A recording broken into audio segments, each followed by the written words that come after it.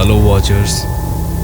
हमने हमेशा सुना है कि मरने के बाद कोई वापस लौट नहीं सकता, पर आज की कहानी सुनकर आपको विश्वास हो जाएगा कि अगर दिल में सच्ची देशभक्ति की भावना हो तो एक जन्म भी कम पड़ जाता है। आज की कहानी एक ऐसे व्यक्ति की है जो शहादत के बाद भी अपने देश की सेवा करता है, एक आत्मा जो आज भी अपने देश की सीमाओं की पहरेदारी कर रही है, एक सैनिक जिसकी मृत्यु 1968 में हो चुकी है। वो मरने के बाद भी अपने देश के लिए वापस लौटा। इस एक व्यक्ति के बदौलत भारतीय सेना भारत चीन सीमा पर बेफिक्री से तैनात रहती है। चाहे कैसी भी मुश्किल आ जाए, भारत का कोई बाल भी बांका नहीं कर सकता, क्योंकि यहाँ एक ऐसा सैनिक तैनात है जो दिखता नहीं पर यहीं मौजूद है। जी हाँ दोस्तों, ये कहानी है बाबा हरभजन सिंह जी की। बाबा जी का जन्म एक सिख परिवार में 30 अगस्त 1946 को कपूरथला पंजाब में हुआ था। अपनी प्रारंभिक शिक्षा पंजाब में पूरी करने के बाद उन्होंने 23वीं पंजाब रेजिमेंट ज्वाइन कर ली। 1967 में उनकी पोस्टिंग सिक्किम में हुई। 1968 में भारत चीन सीमा पर नाथुला में वो तैनात थे। एक बर्फीली रात वो एक तेज धारा को पार करने की कोशिश कर रहे थे। पानी तेज होने के कारण उनका पैर फिसला और वो बह गए। सेना द्वारा उन्हें ढूंढने की कई कोशिशें की गई, पर वो उन्हें नहीं मिले। अंत में सेना ने उन्हें भगौड़ा घोषित कर दिया, पर उसके बाद जो हुआ उस पर विश्वास करना मुश्किल है।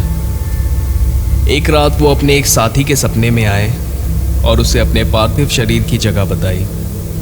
दूसरे दिन जब सैनिकों ने उस जगह पर तलाश की तो उन्हें उनका शव और उनकी राइफल वहीं पर मिली। सेना से उन्हें जो भगौड़ा मानने की गलती हुई थी उसे सुधारा गया और उनका पूरे सम्मान के साथ अंतिम संस्कार किया गया।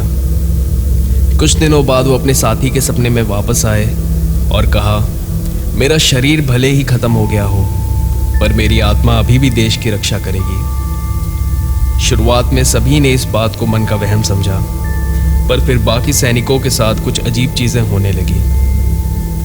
किसी सैनिक की अगर गलती से भी ड्यूटी पर आंख लग जाती तो उन्हें बाबा जी की चपेट मिलती। बस ये ही नहीं, चीन ने भारत से ये शिकायत भी की थी कि आपका एक आदमी यहाँ सफ़ेद कपड़े पहनकर घोड़े पे घूमता है, उसे वापस बुला लीजिए। चीन ने इस बारे में भारत को पत्र भी लिखा। इन सारी चीज़ों के बाद सैनिकों का बाबा जी पर विश्वास बढ़ गया। हरभजन सिंह सैनिकों के लिए बाबा हरभजन सिंह बन गए और उनके बंकर को उनका मंदिर बना दिया गया। रोज रात को सैनिक उनके बंकर में जाकर उनका बिस्तर लगा देते और उनके लिए पीने का पानी रख देते। उनके बिस्तर के पास उनके बर्फीले जूते भी रख दिए जाते। कई दफा ऐसा हुआ कि सुबह उनके बिस्तर की चादर पर सिलवटें होती, जैसे कोई सोकर उठा हो। सैनिकों ने यह भी देखा कि उनके जूतों पर भी मिट्टी लगी हुई होती। सैनिकों को पूरा भरोसा था कि उनके बीच बाबा जी मौजूद हैं। बाबा हरभजन सिंह जी को भारत चीन के बीच होने वाली हर फ्लैग मीटिंग में शामिल किया जाता था। मीटिंग में एक खाली कुर्सी उनके नाम की भी रखी जाती थी। भारत सरकार ने फिर यह फैसला लिया कि बाबा जी को उनकी तनख्वाह दी जाएगी। उनके पैसे उनके माता पिता को दे दिए जाते थे। धीरे धीरे लोगों के बीच बाबा जी को लेकर आस्था और विश्वास बढ़ने लगा। दूर दूर से लोग बाबा जी के दर्शन करने उनके मंदिर आने लगे। श्रद्धा का दायरा जब बढ़ने लगा तो सैनिकों ने एक नए मंदिर का निर्माण किया। गैंगटॉक में 13,000 फीट की ऊंचाई पर स्थित है ये मंदिर। मंदिर में बाबा जी की फोटो और उनका ज़रूरी सामान मौजूद है।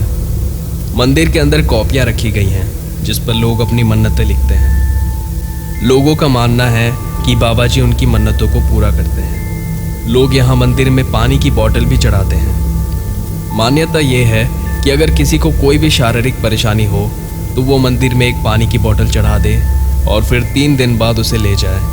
उसके बाद उस पानी को 21 दिन तक थोड़ा थोड़ा पिए तो उसकी हर समस्या का समाधान हो जाएगा। जब भी कोई नया सैनिक यहाँ ड्यूटी पर आता तो वो सबसे पहले मंदिर जाकर सर झुकाता और मन्नत मांगता कि बाबा जी उसकी रक्षा करें। बाबा जी को हर साल सेना से 2 महीने की छुट्टी दी जाती थी। 2 सैनिकों की देखरेख में उन्हें उनके गांव कपूरथला भेजा जाता। उनकी बकायदा रिजर्वेशन कराई जाती और ट्रेन की सीट पर उनकी तस्वीर को सुलाया जाता। कपूरथला पहुंचने पर पूरा गांव उन्हें स्टेशन लेने आता। जैसे ही उनकी वर्दी, जूते और तस्वीर लिए सैनिक कंपार्टमेंट से बाहर आते तो पूरा स्टेशन जयकारों से गूंजने लगता। उन्हें रात को गुरुद्वारे में रखा जाता और सुबह उन्हें उनके घर लेकर जाया जाता। उनकी बूढ़ी माँ, जो आंखों से ठीक से देख नहीं सकती, उन्हें भी हर साल 15 सितंबर का इंतज़ार रहता। उनका कहना था, जब बाबा जी घर आते हैं तो घर में रौनक होती है, पर जब वो चले जाते हैं तो पूरे घर में उदासी छा जाती है। जितने दिन बाबा जी छुट्टी पर रहते, गांव में रौनक छाई रहती, पर उसी दौरान भारत चीन सीमा पर हाई अलर्ट घोषित कर दिया जाता। बाबा जी के भाई रतन सिंह जी का कहना है कि एक बार उनके मन में बाबा जी को लेकर संदेह आ गया था कि वो घर में मौजूद नहीं है, पर फिर बाबा जी ने उन्हें दर्शन दिए। घर में जहाँ जानवर बांधे जाते हैं, वहाँ उन्होंने बाबा जी को सुबह सुबह देखा। वो हैरान हो गए। बाबा जी उनके पास आए, उन्हें रजाई उड़ाई और कहा, हैरान मत हो, ये मैं ही हूँ। इसके बाद रतन सिंह जी ने घर के एक हिस्से को बाबा हरभजन सिंह जी का मंदिर बना दिया। 2 महीने बाद 15 नवंबर को जैसे ही उनकी छुट्टी खत्म हो जाती तो 2 सैनिक उन्हें लेने उनके गांव पहुंच जाते। उन्हें पूरे सम्मान के साथ ट्रेन में वापस लाया जाता। हर साल सेना इसी तरह बाबा हरभजन सिंह जी को छुट्टी पर भेजती रही और ये सिलसिला साल 2006 तक चलता रहा। उसके बाद बाबा जी रिटायर हो गए। सेना में एक आम सिपाही के रूप में भर्ती हुए हरभजन सिंह जी को ऑनररी कैप्टन के पद से रिटायर किया गया। कानूनी रूप से उन्हें 2005 में रिटायर हो जाना चाहिए था, पर ड्यूटी के प्रति उनकी निष्ठा को देखकर उनका कार्यकाल 1 साल और बढ़ा दिया गया। ऐसी सच्ची देशभक्ति की भावना को देखकर हम सब प्रभावित होते हैं। बाबा जी रिटायरमेंट के बाद अपने मंदिर में वास करते हैं, पर सैनिकों का मानना यह है कि वो आज भी अपनी ड्यूटी निभा रहे हैं। वॉचर्स, अगर आपको मेरी ये कहानी अच्छी लगी हो तो इसे अपने दोस्तों के साथ शेयर करें। मेरे चैनल वॉच आउट को सब्सक्राइब करें। मैं ऐसी एक नई और सच्ची कहानी लेकर आपके पास चल लौटूंगा। जय हिंद।